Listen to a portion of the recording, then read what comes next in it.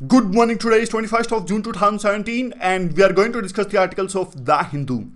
सबसे पहले नजर डालते हैं कौन कौन से आर्टिकल्स आज हम डिस्कस करने जा रहे हैं। पहला जो आर्टिकल है, भारत के प्रधानमंत्री यूएस की विजिट पे जा रहे हैं। कल भी हमने इस आर्टिकल को डिस्कस किया था, आज भी कुछ नए पॉइंट्स मिलेंगे तो इस आर्टिकल को हम डिस्कस करेंगे। नीचे का जो आर्टिकल है, फ्रांस के राष्ट्रपति जो है मैक्रोन, उनकी पार्टी को मेजोरिटी हासिल हुई फ्रांस की असेंबली में, तो फ्रांस की इंटरनल पॉलिटिक्स से रिलेटेड यह आर्टिकल है, इसे हम नहीं डिस्कस करेंगे। यहां पे बीच में जो बड़ा आर्टिकल है, वैसे तो देखिए ये पॉलिटिकल आर्टिकल है और बीजेपी को क्रिटिसाइज किया गया है इस पूरे आर्टिकल में, लेकिन एसेंस को हम डिस्कस करेंगे। कुछ पॉइंट्स ऐसे हैं जो ऐसे या एथिक्स में यूज कर सकते हैं, इसलिए एसेंस को सिर्फ हम डिस्कस करेंगे। नीचे का जो आर्टिकल है जीएम क्रॉप्स से रिलेटेड है। जीएम क्रॉप्स के इश्यू को 15 मई की डिस्कशन में हमने काफी डिटेल से डिस्कस किया था, तो उन कुछ पॉइंट्स को हम रिवाइज भी करेंगे और नए पॉइंट्स डिस्कस करेंगे इस आर्टिकल से। यहां पे साइड में आज इंटरव्यू प्रकाशित हुआ है। पाकिस्तान के जो एम्बेसडर हैं अब्दुल बसिस्ट, इनका 3 साल का कार्यकाल समाप्त होने जा रहा है इंडिया के अंदर में, तो कुछ पॉइंट्स हैं जिन्हें हम डिस्कस करेंगे। लेकिन दिक्कत यह है कि इनके सारे के सारे जो पॉइंट्स हैं वो ना सिर्फ एंटी गवर्नमेंट है बल्कि एंटी इंडिया भी है। उन पॉइंट्स को हम अपने आंसर्स में नहीं यूज कर सकते, तो इसलिए ज्यादातर जो हमारा व्यू होगा, जो पॉइंट्स होंगे हमारे, वो वही होंगे जो जर्नलिस्ट के हैं। सुशासनी हैदर काफी अच्छे क्वेश्चन इनसे पूछ रही हैं। चलिए स्टार्ट करते हैं इंडिया और यूएस के रिलेटेड जो आर्टिकल है उससे। ये देखिए, कल भी हमने इस चीज को डिस्कस किया था कि 26 जून को हमारे प्रधानमंत्री जो है वो डोनाल्ड ट्रंप से मिलेंगे, जो अमेरिका के राष्ट्रपति हैं। ठीक 3 साल पहले जब मोदी प्रधानमंत्री चुने गए थे तो मोदी की मुलाकात हुई थी ओबामा से, लेकिन तब सर्कमस्टांसिस अलग थी, तब परिस्थितियां बिल्कुल अलग थी। आज की परिस्थितियां अलग हैं। आज आपने देखा होगा कि जो ट्रंप का है वो पता नहीं लग पा रहा कि उनका क्या रुख है इंडिया को लेके। और 3 साल पहले तो जो इंडिया और यूएस की रिलेशनशिप थी वो बिल्कुल पीक पे थी और काफी अच्छा घटित हो रहा था। अभी तो काफी सारे इश्यूज भी हैं। कल भी हमने उन इश्यूज को डिस्कस किया था, जैसे मेनली 4-5 इशू हैं। चाइना को लेके यूएस का, ट्रंप का यूटर्न देखने को मिल रहा है और इंडिया के काफी रिजर्वेशंस हैं इस मुद्दे पर। टेररिज्म के मुद्दे पर भी जो अमेरिका का फ्लिप फ्लॉप देखने को मिलता है। बड़ी बड़ी बातें तो अमेरिका करता है, लेकिन पाकिस्तान को लेकर कार्रवाई नहीं करता, बल्कि हथियार और धन भी मुहैया करवाता है। अमेरिका फर्स्ट का जो ट्रंप का जो कैंपेन है वो मेक इन इंडिया से टकराव होता है इसका। चौथा पॉइंट था H1 वीजा, यानी जो हमारे जो सर्विस सेक्टर के एम्प्लॉयज हैं, अमेरिका ने जो H1 वीजा के जो नॉर्म्स हैं उनको स्ट्रिक्ट बना दिया है और हमारी सर्विस सेक्टर जो है इससे प्रभावित होगा। 5वां पॉइंट्स, ट्रंप ने इंडिया पर आरोप जड़ा कि America billions and billions dollar demand कर रहा है और इसी की वजह से वो पेरिस क्लाइमेट चेंज से पीछे हट रहे हैं और इंडिया इस बात से कतई खुश नहीं है। तो अब देखते हैं क्या है आगे। आगे देखिए, वे फॉरवर्ड में ये कहते हैं कि दोनों लीडर्स ने, दोनों कैंप्स ने कुछ भी फॉर्मल एजेंडा सेट नहीं किया है, यानी पहले से कुछ डिसाइड नहीं किया कि क्या कुछ डिस्कस करेंगे और ज़्यादा कुछ एक्सपेक्टेशंस भी नहीं है। कोई ऐसी एक्सपेक्टेशंस नहीं है कि बड़े बड़े अनाउंसमेंट्स होंगी, लेकिन कुछ ऐसे सेक्टर्स हैं जहां पे एग्रीमेंट होने की उम्मीद है, जैसे काउंटर टेरर कोऑपरेशन को लेकर कुछ एग्रीमेंट हो सकता है, या फिर maritime traffic facilitation and trade, इसको लेके भी किसी तरह का एग्रीमेंट देखने को मिल सकता है। बाकी 4-5 जो इश्यूज हैं उनको लेके कुछ ज़्यादा होने की संभावना है नहीं, जैसे मिलिट्री कोऑपरेशन कई बार मांग करता है, जैसे यहाँ भी देखिए कई बार मांग करता है यूएस कि अफगानिस्तान को लेके इंडिया अपनी रिस्पॉन्सिबिलिटी ज़्यादा निभाए, अफगानिस्तान की धरती पर अपनी सेना भेजे, और हमारी इस्टेब्लिशमेंट को इसमें अपना इंटरेस्ट नज़र नहीं आता और हम इस बात को से यूएस की इस बात से सहमत नहीं है। आगे यूएस ये भी चाहता है कि सऊदी अरेबिया की तर्ज पर इंडिया ज़्यादातर हथियार हमसे खरीदें, जबकि इंडिया का जो व्यू है वो ये है कि जब भी हम यूएस से इंपोर्ट करते हैं वेपन्स, तो काफ़ी स्ट्रिंग्स के साथ यूएस वेपन्स प्रोवाइड करता है, टेक्नोलॉजी नहीं प्रोवाइड करता, सिर्फ हथियार प्रोवाइड करता है। इसीलिए इंडिया जो अपना इंपोर्ट है वेपन्स का वो डाइवर्सिफाई करके रखता है। रशिया, इजराइल, फ्रांस, यूएस, सबसे इंडिया वेपन्स खरीदता है ताकि एक देश पे डिपेंड होकर ना रह जाए। और भी न्यूक्लियर डील को लेकर कल भी हमने ये डिस्कस किया था कि वहाँ की जो एक कंपनी है वेस्टिंग हाउस जो कंपनी है वो वहाँ पे बैंकक्रप्ट हो गई। इनको 6 न्यूक्लियर पावर प्लांट्स इस्टेब्लिश करने थे इंडिया के अंदर में, तो इस बात को लेकर भी बात आगे जाती दिखाई नहीं दे रही है। लेकिन देखिए, ये जो मीटिंग है वो ग्राउंड रूल्स तय करेगी कि आगे इंडिया और यूएस के रिलेशंस किस डायरेक्शन में जाएंगे। ट्रंप के रुख का पता लग जाएगा इस मीटिंग के बाद में कि किस प्रकार की उनकी पॉलिसीज होने वाली हैं इंडिया के साथ में। और इसीलिए जो इंडिया है वो भी काफ़ी सेंसिटिव है। जब भी मोदी जाते हैं तो वो एक बड़ी मीटिंग आयोजित होती है इंडियन डायस्पोरा की, लेकिन इस बार कुछ भी नहीं हो रहा है क्योंकि जो माहौल है वो एंटी इमिग्रेशन है यूएस के अंदर में, तो काफ़ी सेंसिटिव है इंडिया इन चीज़ों को लेके। अब इंडियन एक्सप्रेस में कल सी राजा मोहन का एक आर्टिकल आया था, 3-4 पॉइंट्स जो है वो इसमें इंपॉर्टेंट है, उनको हम डिस्कस कर लेते हैं। अब देखिए, बात यह है, ट्रंप ने काफ़ी कुछ बातें कही कि जैसे पहले यूएस ग्लोबल पुलिसमैन का जो रोल निभा रहा था, अब सारा का सारा जो खर्चा है वो यूएस क्यों वहन करे। काफी सारी ऐसी बातें कही ट्रंप ने। अब जबकि देखिए भारत के प्रधानमंत्री मोदी हैं, वो पूरे विश्व के सामने अब इंडिया को रख रहे हैं और कह रहे हैं कि न्यू इंडिया इमर्ज हो रहा है। तो दोनों बातों में सिंक्रोनाइजेशन देखने को मिल रहा है, यानी यूएस पीछे हट रहा है, लेकिन यूएस ये जरूर चाहता है कि इंडिया एक बड़ा रोल ले। यूएस कतई नहीं चाहता कि चाइना का रोल बड़ा हो। लेकिन देखिए यूएस की जो कंसर्न्स है वो ये है कि इंडिया बातें तो काफ़ी करता है, लेकिन ग्राउंड लेवल पे इंडिया काफ़ी कुछ कम करता है। जैसे आप बात देख लीजिए, अब इंडिया की ज़्यादातर जो गतिविधियां होती हैं वो इंडियन सब कॉन्टिनेंट में ही होती हैं। बाकी एरिया में इससे सब कॉन्टिनेंट से बाहर जाके, यानी श्रीलंका, नेपाल, भूटान, इस पूरे एरिया से बाहर जाके इंडिया लीडरशिप रोल कभी नहीं निभाता। सिर्फ इंडियन ओशियन में ही इंडिया की गतिविधियां देखने को मिलती है। तो इस मुद्दे को लेकर भी बातचीत हो सकती है। तो ये कुछ पॉइंट्स थे इंडियन एक्सप्रेस में सी राजा मोहन के। अगला जो आर्टिकल है देखिए वो है the art of positive messaging. कुछ खास इंपॉर्टेंट ये आर्टिकल तो नहीं है।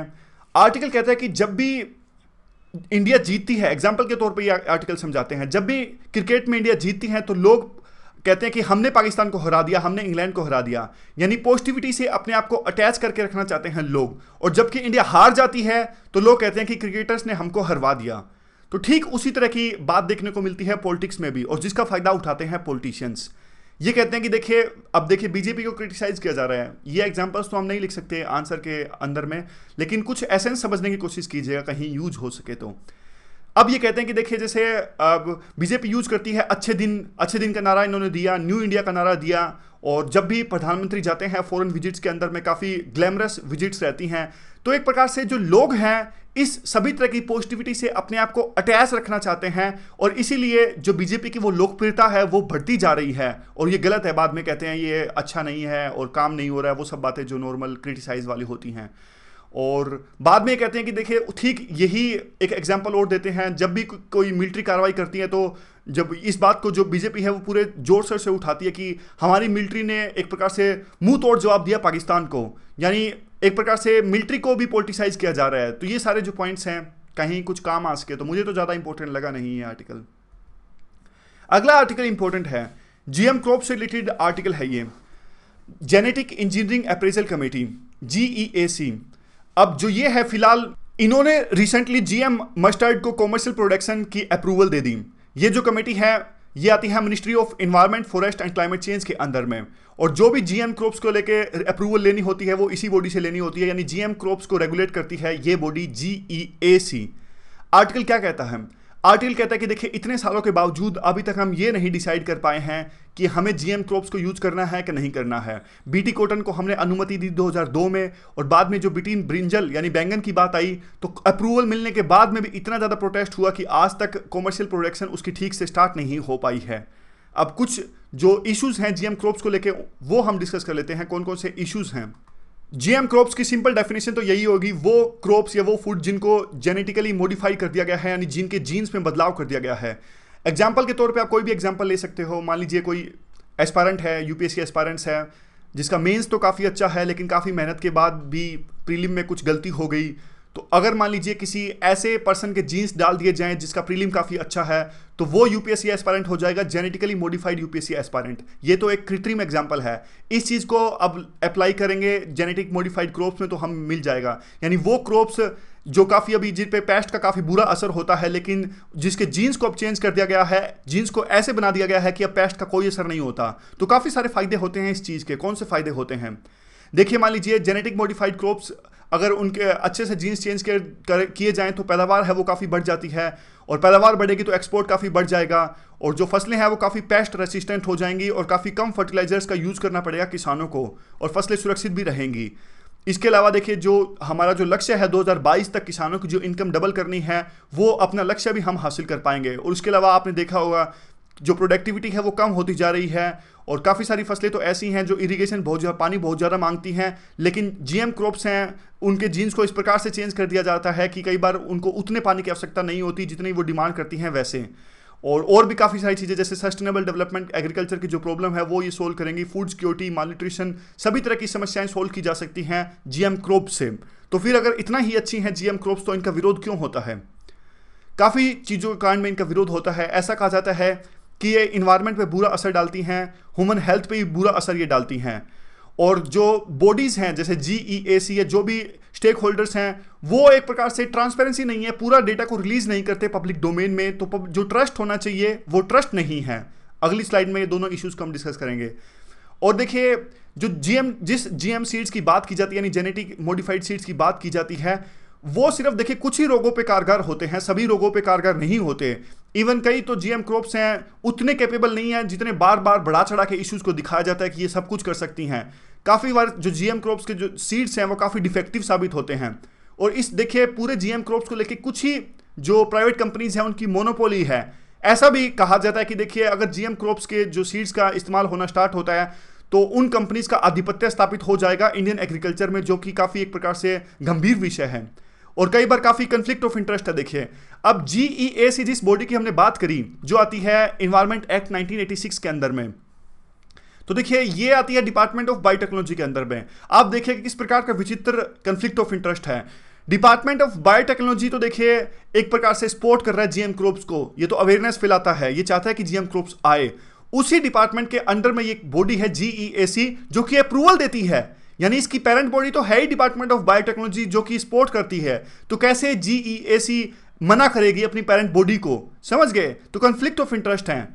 और एक इशू ये भी, जो ये अपोजिशन है देखिए आइडियोलॉजिकल अपोजिशन है, ये विरोध सिर्फ विरोध के लिए विरोध है और सही मायनों में ये विरोध सही नहीं है, क्योंकि काफ़ी बार जो साइंटिस्ट ने वो सिद्ध करके दिखाया है, जितना जो इश्यूज को दिखाया जा रहा है काफ़ी बढ़ा चढ़ा के दिखाया जा रहा है और इतना फर्क नहीं है एनवायरनमेंट पे या हेल्थ पे, सिर्फ ये आइडियोलॉजिकल अपोजिशन है।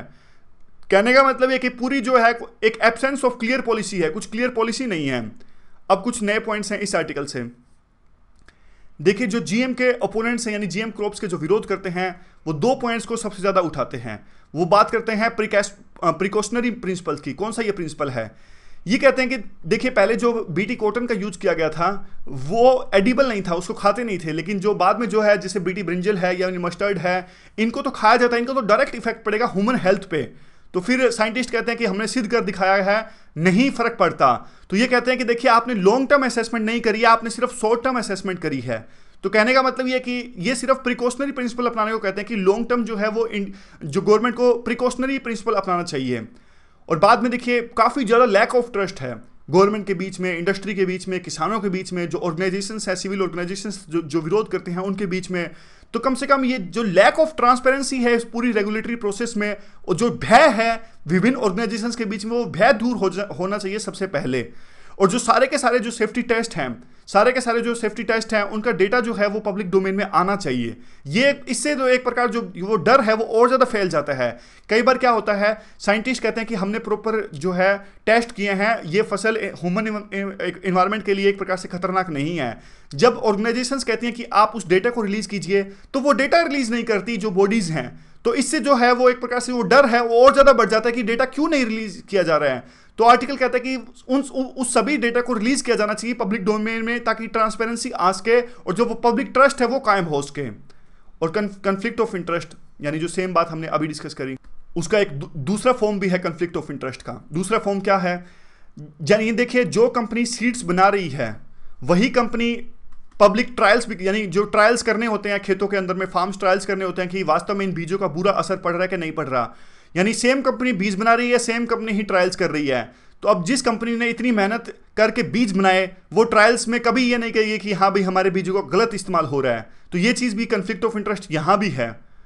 और दूसरा देखिए ये बात मानी थी जो पहले इन्वायरमेंट मिनिस्टर थे जयराम रमेश, उन्होंने भी मानी थी काफ़ी कंफ्लिक्ट ऑफ इंटरेस्ट हैं और ट्रांसपेरेंसी बिल्कुल भी नहीं है। इसलिए उन्होंने कहा था कि जो GEAC है उनको फ्रेश प्रोटोकॉल लाना चाहिए कि किस प्रकार से जो ट्रायल्स होते हैं बीजों को लेके वो ट्रायल्स होने चाहिए, और इससे ताकि जो जनता में जो कॉन्फिडेंस है वो फिर से आ सके।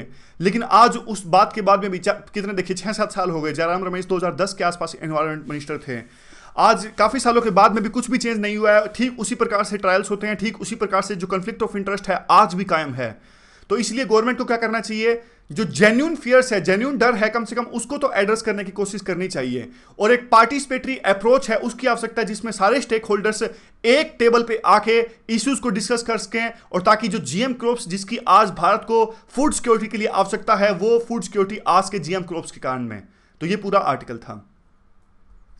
अगला जो आर्टिकल है देखिए अब्दुल बसिस्ट जो पाकिस्तान के एम्बेसडर है इंडिया के अंदर में, उनके साथ में इंटरव्यू है क्रिकेट को लेकर बात होती है, ये कहते हैं कि क्रिकेट खेलते रहना चाहिए और दोनों देशों के रिलेशंस ठीक होते हैं क्रिकेट जब खेलते हैं दोनों देश। तो फिर इनसे कहा जाता है कि देखिए स्पोर्ट्स से क्रिकेट को अलग करके नहीं रखा जा सकता, ना सिर्फ नहीं, दोनों सेम बात होगी स्पोर्ट्स और क्रिकेट, तो यानी स्पोर्ट्स को पॉलिटिक्स से अलग करके नहीं रखा जा सकता। जैसे एग्जांपल दिया जाता है, अब भारत की जो हॉकी टीम है उन्होंने अपने हाथ पे ये काले रंग का बैंड पहना था, पाकिस्तान जो एलओसी के ऊपर में बर्बरता अपनाता है उसके विरोध को लेके। तो कहने का मतलब है कि स्पोर्ट्स में भी पॉलिटिक्स आ जाती है, कहीं ना कहीं सिंबोलिज्म तो देखने को मिलता ही है, इसलिए स्पोर्ट्स और पॉलिटिक्स को अलग करके नहीं रखा जा सकता। उसके बाद में इनसे कहा जाता है कि देखिए आपने ही जो बातचीत है उसको रोका, आपने ये क्या किया था, पाकिस्तान ने क्या किया था जब इंडिया और पाकिस्तान की बातचीत होने वाली थी।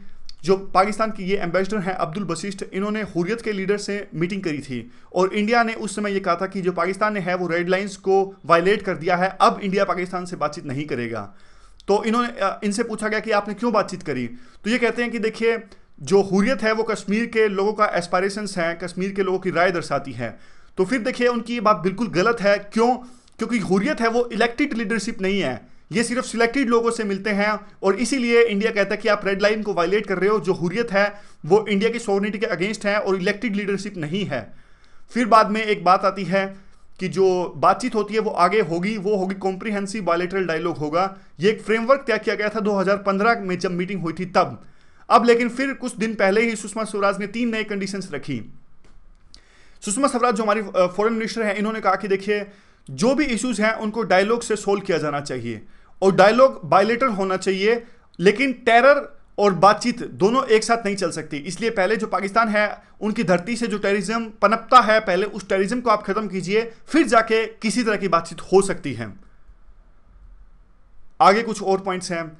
अब देखिए पाकिस्तान जो है एक बार बार अब थर्ड पार्टी को शामिल करना चाहता है इस बायलैटरल डिस्प्यूट के अंदर में, जबकि 1972 का जो शिमला एग्रीमेंट है वो साफ साफ तौर पर ये कहता है कि जो भी इश्यूज हैं भारत और पाकिस्तान के बीच में, हम दोनों देश वो उन इश्यूज को बायलैटरल तौर पे सोल्व करेंगे।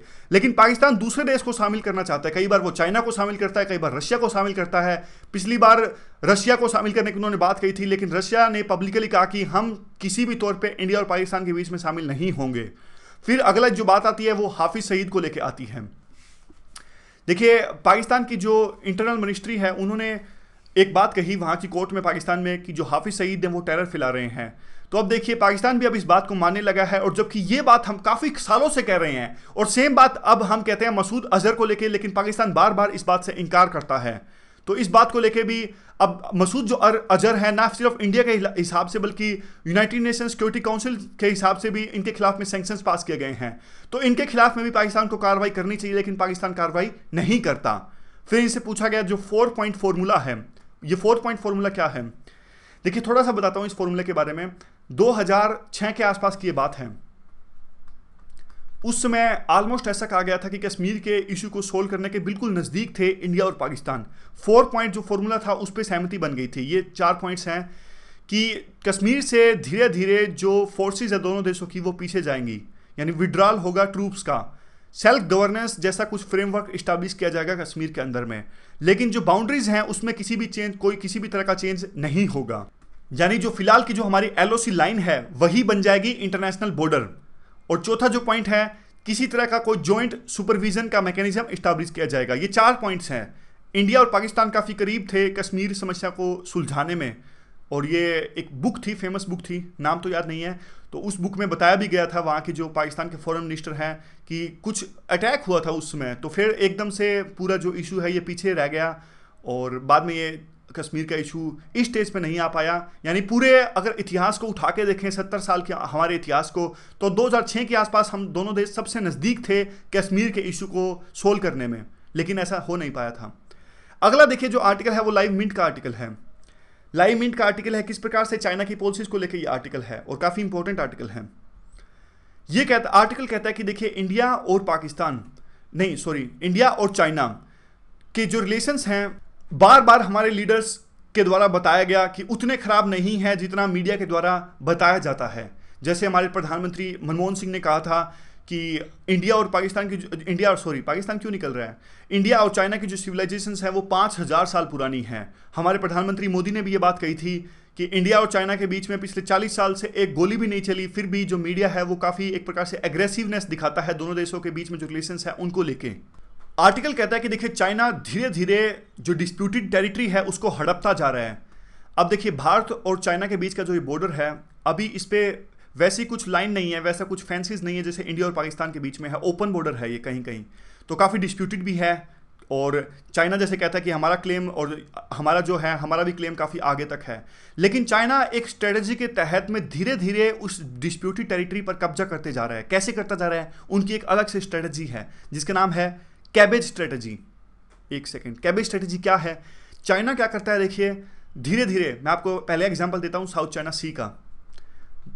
साउथ चाइना सी में जो डिस्प्यूटेड आइलैंड्स हैं वहां पे चाइना क्या करता है, अपने जो मछुआरे हैं, फिशरमैन हैं, उनको वहाँ पे भेजता है। धीरे धीरे उनको फॉलो करता है वहाँ पे भेज के, और धीरे धीरे कुछ कॉलोनी या फिर कुछ टाउन जैसा कुछ, यानी सिविलाइजेशन तो नहीं कह सकते, बहुत लंबी होती है सिविलाइजेशन तो, यानी कहने का मतलब कुछ लोकेलिटी इस्टेब्लिश करने की कोशिश करता है चाइना। जब कुछ लोग वहाँ पे चाइना के सेट हो जाते हैं, फिर अपनी आर्मी को वहाँ पे भेजता है और अपनी पोस्ट को वहाँ पे इस्टेब्लिश करता है।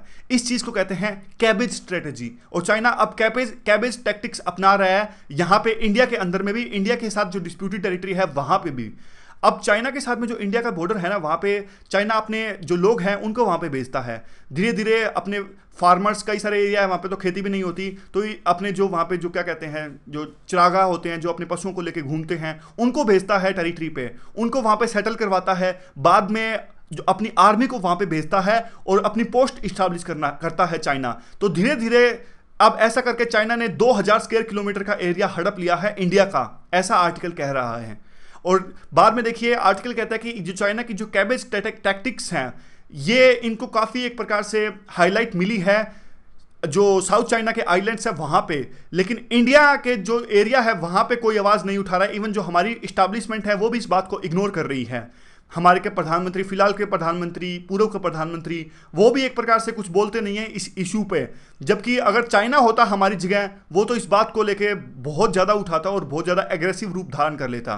इवन पिछले ही दिनों आपने देखा होगा कैसे एक विमान को लेकर काफ़ी कंट्रोवर्सी क्रिएट हो गई थी और चाइना के एक विमान ने एंट्री की थी अरुणाचल प्रदेश के अंदर में।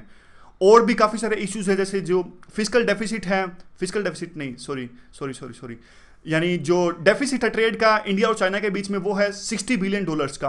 और इसको लेके भी भारत सिर्फ बोलता है, लेकिन कुछ एग्रेसिव रूप धारण नहीं करता चाइना के साथ में। और हर एक मंच पे इंडिया को इस बात को उठाना चाहिए। एक और जो टैक्टिक्स है, इस्लामी टैक्टिक्स, चाइना पहले वो भी अपनाया हुआ था। ये इस्लामी टैक्टिक्स क्या है वो बताता हूं मैं आपको। देखिए इस्लामी टैक्टिक्स क्या होती है, देखिए चाइना खास तौर पे ये टैक्टिक्स अपनाता है। ये जो अपने एनिमी को टुकड़ों में बांटता है और फिर एक एक करके टुकड़े को ख़त्म कर देता है, समझ गए? यानी मान लीजिए ये है पूरा, ये शत्रु है चाइना का, तो ये क्या करेगा, मान लीजिए अगर चाइना सक्षम नहीं है इस पूरे टुकड़े को एक साथ निपटने में, तो इसको धीरे धीरे छोटे छोटे टुकड़ों में बांटता है और फिर हर एक टुकड़े को धीरे धीरे ख़त्म करता जाता है। तो यानी जो दुश्मन है उसको पता भी नहीं लगता कि कब वो ख़त्म हो गया। इस टैक्टिक्स को कहते हैं चाइना की इस्लामी टैक्टिक्स। तो आर्टिकल कहता है कि देखिए चाइना ने हमारे खिलाफ इस्लामी टैक्टिक्स भी अपनाई, जैसे एक बहुत बड़ा अक्साई चीन का जो एरिया है वो कब्जा करके रखा है हमारा। यहाँ पे देखिए अक्साई चीन का ये एरिया है, और इसके अलावा जो है 1962 में भी वार हुआ था। और ये जो स्ट्रेटजी है काफ़ी देखने को मिलती है साउथ चाइना के आइलैंड्स में। तो ये दो टैक्टिक्स हैं चाइना की, ये हमें पता होनी चाहिए, इस्लामी टैक्टिक्स और कैबेज टैक्टिक्स। यूपीएससी कई बार क्वेश्चन पूछती है, तो कई बार बिल्कुल जनरल क्वेश्चन पूछती है, कई बार पूछती है तो बिल्कुल स्पेसिफिक पूछ लेती है। जैसे यूपीएससी मेंस में इस प्रकार का क्वेश्चन पूछ सकती है, इन द रीसेंट टाइम इस्लामी tactics was in the news और cabbage tactics was in news, what was all about and how India can tackle this kind of tactics. So UPSC may ask this kind of question. इसके अलावा देखिए काफ़ी सारे जो आजकल जो mails मिल रहे हैं वो ऐसे मिल रहे हैं कि तैयारी कैसे की जाए, जिनका अच्छा स्कोर नहीं आ रहा है वो भी कैसे तैयारी करें और आगे जो मेंस की तैयारी है वो भी कैसे की जाए। अब देखिए ये जो पूरा टाइम है वो तो मेंस के लिए ही तैयार करने का है, प्रीलिम के लिए अभी तैयारी नहीं करनी चाहिए। प्रीलिम के लिए तैयारी होगी वो तो बाद में होगी, 2018 से 4-5 महीने पहले, जिनको डर लगता है, या फिर 3-4 महीने पहले, 2-3 महीने पहले। अभी जो ये टाइम है जिनका प्रीलिम हो या ना हो, सिर्फ और सिर्फ मेंस के लिए तैयारी करने का है। और मेंस के लिए कैसे तैयारी करें? मेंस के लिए देखिए तैयारी करने का जो सबसे बढ़िया जो तरीका है वो तो यही है कि न्यूज़पेपर पे सबसे ज़्यादा फोकस किया जाए, क्योंकि यूपीएससी आजकल जो करंट अफेयर्स पे सबसे ज़्यादा फोकस करती है। लेकिन प्रीलिम में क्या गलती हुई, प्रीलिम में थोड़ी गलती हमसे भी हुई। हमने इस बात को इग्नोर किया कि यूपीएससी पिछले 4-5 साल के करंट अफेयर पूछ रही थी और हमने डिस्कस किए पिछले 1 साल के करंट अफेयर। ये हमसे गलती हुई। हमें 1 साल के अलावा पिछले 4-5 साल के इंपॉर्टेंट करंट अफेयर्स को डिस्कस करना चाहिए था। समझ गए? मतलब जो कुछ हमारे क्वेश्चंस आए, मैं उन सब की बात नहीं कर रहा हूँ। बहुत सारे क्वेश्चंस आए भी सही हमारी डिस्कशन से, लेकिन मतलब वो सब बातें आप छोड़िए। जो नहीं आया वो हम डिस्कस करते हैं।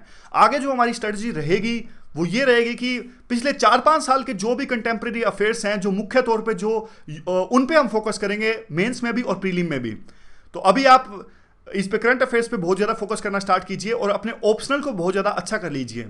यानी जिनका प्री में अच्छा स्कोर आ रहा है या फिर नहीं आ रहा है, अपने ऑप्शनल पे सबसे ज़्यादा ध्यान दीजिए। और बाकी जो ऐसे की स्ट्रेटजी है, एथिक्स है, वो सब तो हम धीरे धीरे वीडियोस में डिस्कस करते ही जाएंगे। तो आज के डिस्कशन में बस इतना ही। Thank you very much for discussion.